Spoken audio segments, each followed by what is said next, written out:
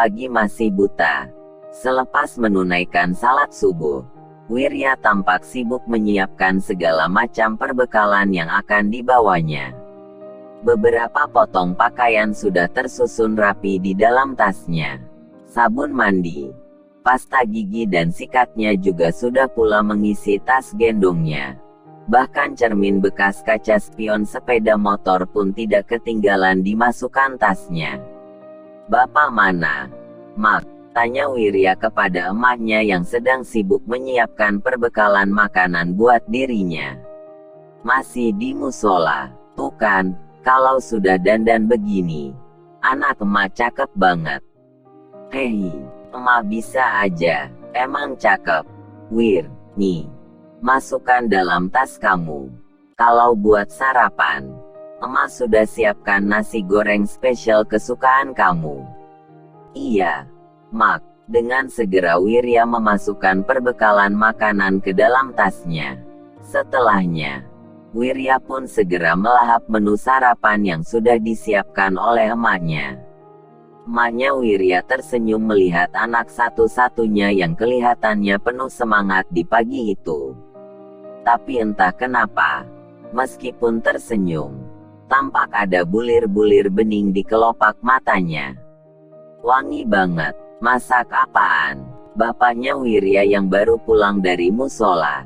Tingkahnya tak jauh beda dengan anjing pelacak polisi yang sedang mencari jejak narkoba.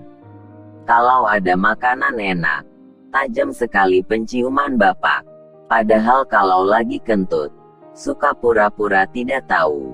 Emaknya Wirya mencibir. Wirya dan bapaknya terawa lebar mendengar ucapan emaknya Wirya seperti itu. "Wir, ini uang buat bekal kamu di tempat kerja," kata bapaknya Wirya seraya memberikan uang yang cukup banyak. "Hehehe, bapak ini gimana? Wirya kan mau cari uang, Pak, bukan mau tamasya. Jadi gak harus bawa bekal uang segala. Lagian kalau soal ongkos, ditanggung sama Bang Yogi. Bapak sudah lebih berpengalaman. Wir, dulu bapak juga sering bekerja sebagai kuli bangunan di kota. Yang namanya kerja sebagai kuli bangunan itu tidak langsung dapat gajian. Bisa seminggu sampai 2 minggu sekali dapat bayarannya," tukas bapaknya Wirya. Kata Bang Yogi bisa kasbon dulu. "Pak, sudahlah, ambil saja. Wir, bapakmu ini sudah lebih berpengalaman." Emaknya Wirya mendukung suaminya. Setelah secara panjang lebar bapaknya Wirya menerangkan perihal pengalaman kerjanya di masa muda. Akhirnya Wirya pun mau menerima uang pemberian bapaknya itu. "Kamu hati-hati di sana. Ya, bekerjalah dengan baik. Jangan sampai membuat malu Bang Yogi yang mengajakmu bekerja." Emaknya Wirya menasehati anaknya, "Kalau kamu gak kuat, pulang saja. Tidak usah memaksakan diri. Karena bekerja kuli bangunan memang sangatlah berat," ucap bapaknya Wirya, menimpali dengan penuh kasih sayang. "Iya, Pak, Mak, doain Wirya." "Ya." Wirya menatap wajah-wajah yang selama ini tak pernah lekang menampakkan kasih sayangnya. Emak dan bapaknya Wirya cuma tersenyum dan menganggukkan kepala. Setelah pagi mulai remang-remang, Wirya pun berpamitan. Untuk selanjutnya dengan langkah yang penuh semangat meninggalkan rumahnya. Diantar dengan tatapan emak dan bapaknya. Tatapan yang penuh doa buat anak tercintanya. "Wah, ganteng banget, Wir. Tampak semangat lagi," kata Bang Yogi setelah Wirya berada di hadapannya. "Harus dong, Bang," jawab Wirya diakhiri senyum. Bagus." Bang Yogi mengancungkan jempolnya. Setelah segalanya siap, dan tentunya setelah terlebih dahulu berpamitan kepada istrinya Bang Yogi, Bang Yogi dan Wirya segera berangkat meninggalkan kampung halamannya. Asteris. Bayang-bayang diri sudah hampir terinjak. Mentari begitu terik pancarkan panasnya. Di saat yang sama, Wirya dan Bang Yogi baru saja sampai di tempat kerja. Cuma proyek perumahan pribadi ternyata. Bukan proyek besar seperti dugaan Wirya. Ini pengganti si Mamat. Setibanya di depan rumah yang cukup mewah itu, seorang lelaki gemuk yang rupanya pemilik rumah tersebut menyambut dengan pertanyaan. "Iya, Pak, masih tetangga saya," jawab Bang Yogi dengan bahasa tubuh yang begitu sopan. "Perkenalkan, Pak, nama saya Wirya." Wirya dengan penuh hormat mengajak berjabat tangan. "Saya Warto." "Ya sudah. Sekarang kalian istirahat dulu. Mulai kerjanya besok saja," pukas Pak Warto setelah menjabat tangan Wirya. "Memem, ini masih ada sisa ongkosnya, Pak." Bang Yogi memberikan uang, yang rupanya ongkos untuk pekerja baru ditanggung oleh Pak Warto. "Sudahlah, buat kalian saja." "Oh, ya, siapa tadi namamu?" Pak Warto menatap Wirya. "Wirya, oh iya, Wirya. Kamu mau kasbon sekarang?" "Terima kasih, Pak. Kebetulan saya dibekali uang oleh orang tua." "Ya sudah kalau begitu, sini KTP-nya. Biar saya yang lapor sama Pak RT," pinta Pak Warto. Dengan segera Wirya memberikan KTP. Untuk selanjutnya melangkahkan kakinya mengikuti Bang Yogi masuk ke sebuah bangunan yang ada di belakang rumah. Setibanya di tempat itu, Bang Yogi dan Wirya disambut oleh 3 orang pekerja yang tengah beristirahat. Tampak sekali para pekerja itu langsung menyukai Wirya karena kesantunannya. "Kamu baru pertama kali kerja ginian?" tanya salah seorang yang sekarang jadi rekan kerjanya Wirya itu. "Iya, Bang. Hitung-hitung cari pengalaman," jawab Wirya dengan selalu disertai senyuman. "Bagus. Anak muda harus rajin. Jangan malas-malasan." Percakapan para pekerja tampak asik semasa beristirahat sambil mengeringkan keringat. Setelah waktu istirahat habis, Bang Yogi dan Wirya tidur untuk menghilangkan rasa lelah di perjalanan. Sedangkan 3 rekannya yang lain kembali sibuk dengan pekerjaannya. Keesokan harinya, Wirya mulai bekerja. Tampak semangat sekali. Dan rekan-rekan kerjanya pun terlihat jelas sangat menyukai Wirya. "Rajin bener itu anak, Gi. Sopan lagi orangnya," kata salah seorang pekerja kepada Bang Yogi, sembari menoleh ke arah Wirya yang sedang sibuk mengolah adukan beton. "Iya, dia itu memang rajin orangnya. Di kampung juga selalu membantu orang tuanya yang bertani. Tapi kalau dulu sih lain ceritanya. Dulu dia itu bandel banget. Bahkan suka mabuk-mabukan. Tapi setelah masuk perguruan silat, kepribadiannya jadi berubah drastis," terang Bang Yogi. Tentu saja dengan nada bicara yang sangat dipelankan. "Wah, jago silat rupanya tuh anak." Bang Yogi cuma anggukan kepala. Untuk selanjutnya kembali sibuk melanjutkan pekerjaannya. Begitupun dengan Wirya dan rekan-rekan kerja yang lainnya. Waktu kerja di hari pertama sudah habis. Setelah mandi, para pekerja kembali masuk ke sebuah bangunan setengah jadi yang dijadikan sebagai tempat peristirahatan. "Siapa yang mau beli nasi?" Bang Yogi yang rupanya menjadi pemimpin menatap rekan-rekan kerjanya. "Kenapa beli nasi, Bang? Mending juga beli berasnya. Biar irit. Kan itu ada magicom dan peralatan masaknya," usul Wirya. "Hahaha. Gak ada yang bisa masak. Wir, tenang saja. Biar saya yang masak." "Bang, kamu bisa masak?" "Ya bisalah. Gimana?" Bang Yogi meminta pendapat rekan kerjanya. "Boleh." Hampir serempak semua menjawab. Setelah dana iuran terkumpul, Salah seorang rekan kerja mengantar Wirya ke sebuah pasar yang jaraknya tidak terlalu jauh. Sekembalinya dari pasar, Wirya sibuk memasak seorang diri, sementara yang lain hanya memperhatikan saja. "Masakan sudah siap," teriak Wirya diiringi senyum sambil mengetuk-ngetuk wajan dengan sendok. Bang Yogi dan yang lainnya jadi tertawa. Setelah makanan terhidang, Wirya, Bang Yogi dan yang lainnya pun makan dengan lahapnya. "Wah, enak banget, Wir. Gak ngangka cakep-cakep bisa masak," kata salah seorang rekannya dengan mulut yang penuh nasi. "Chef Jujun gitu loh," seloroh Wirya disertai senyuman. Bang Yogi dan lainnya tak kuat menahan tawa. Sampai-sampai ada yang tersedak segala. Setelah adanya Wirya di tempat itu, terasa sekali perubahannya. Makan bisa murah tapi enak dan kenyang.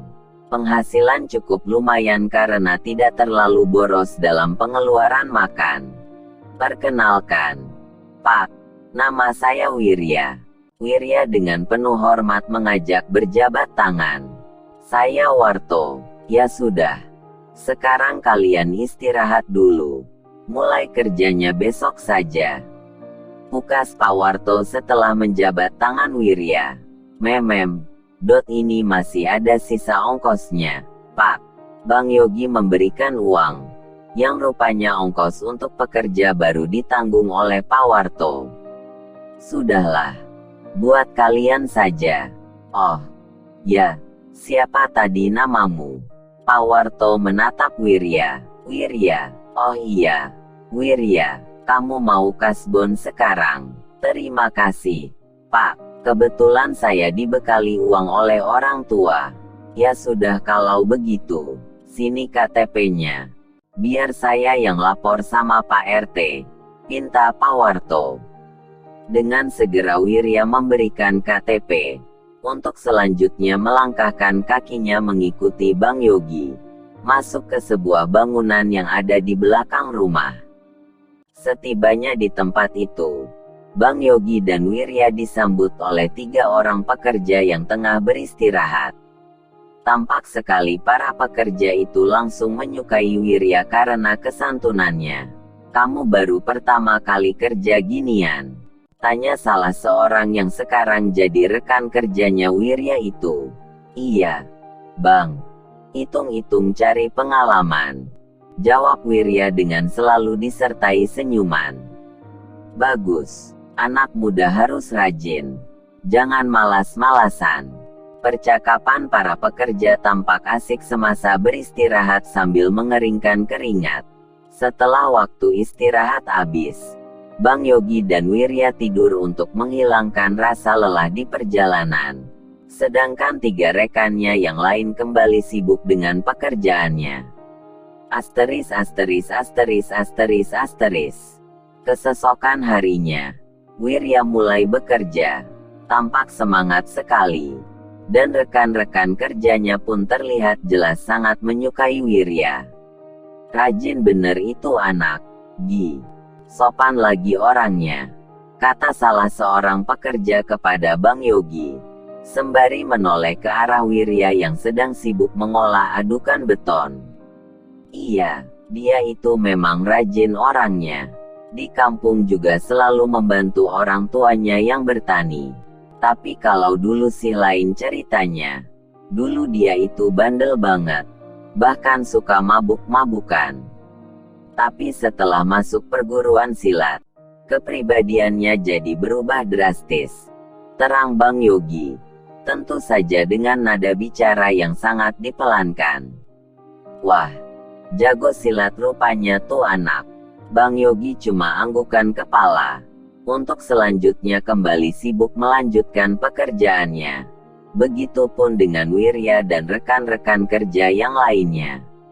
Waktu kerja di hari pertama sudah habis. Setelah mandi, para pekerja kembali masuk ke sebuah bangunan setengah jadi yang dijadikan sebagai tempat peristirahatan. "Siapa yang mau beli nasi?" Bang Yogi yang rupanya menjadi pemimpin, menatap rekan-rekan kerjanya. Kenapa beli nasi, Bang? Mending juga beli berasnya. Biar irit. Kan itu ada magicom dan peralatan masaknya. Usul Wirya. Hahaha. Gak ada yang bisa masak. Wir, tenang saja. Biar saya yang masak. Bang, kamu bisa masak? Ya bisalah. Gimana? Bang Yogi meminta pendapat rekan kerjanya. Boleh. Hampir serempak semua menjawab. Setelah dana iuran terkumpul, salah seorang rekan kerja mengantar Wirya ke sebuah pasar yang jaraknya tidak terlalu jauh. Sekembalinya dari pasar, Wirya sibuk memasak seorang diri, sementara yang lain hanya memperhatikan saja. Masakan sudah siap, teriak Wirya diiringi senyum sambil mengetuk-netuk wajan dengan sendok. Bang Yogi dan yang lainnya jadi tertawa. Setelah makanan terhidang, Wirya, Bang Yogi dan yang lainnya pun makan dengan lahapnya. Wah, enak banget. Wir, gak ngangka cakep-cakep bisa masak, kata salah seorang rekannya dengan mulut yang penuh nasi. Chef Jujun gitu. Loh, seloroh Wirya disertai senyuman. Bang Yogi dan lainnya tak kuat menahan tawa. Sampai-sampai ada yang tersedak segala. Setelah adanya Wirya di tempat itu, terasa sekali perubahannya. Makan bisa murah tapi enak dan kenyang. Penghasilan cukup lumayan karena tidak terlalu boros dalam pengeluaran makan. Setiap 1 jam atau lebih menjelang usainya waktu kerja, Wirya disuruh berhenti bekerja untuk memasak yang sudah dipercayakan kepada dirinya. Duh, besok gak bisa kerja deh, kata salah seorang pekerja. Pada suatu malam, di saat yang lain sudah tertidur. Kenapa, Bang? Tanya Wirya. Pinggangku kambuh. Udah lama memang. Udah minum obat ini itu. Dipijit ke sana sini. Tapi gak kunjung sembuh. Ya sudah. Abang telungkup saja. Biar saya pijitin. Bisa, ya. Coba-coba aja deh.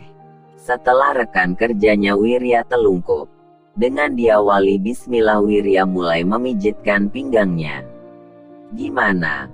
Masih sakit? Tanya Wirya setelah selesai memijit. Loh, kok? Waduh, sembuh. Wir, langsung enakan ini. Kok bisa? Ya, rekan kerjanya tercengang-cengang sambil menggerak-gerakan pinggangnya. Alhamdulillah kalau sudah sembuh, berarti besok abang bisa bekerja lagi. Wah, terima kasih banyak, Wir. Nih, ini buat kamu. Rekan kerja Wirya memberikan selembar uang berwarna biru. Hehehe, gak usah, Bang. Buat keperluan abang aja. Ayolah, terima. Wir, sudah lama abang pengen sembuh kayak gini. Enggak, Bang, melihat abang sembuh pun saya sudah senang.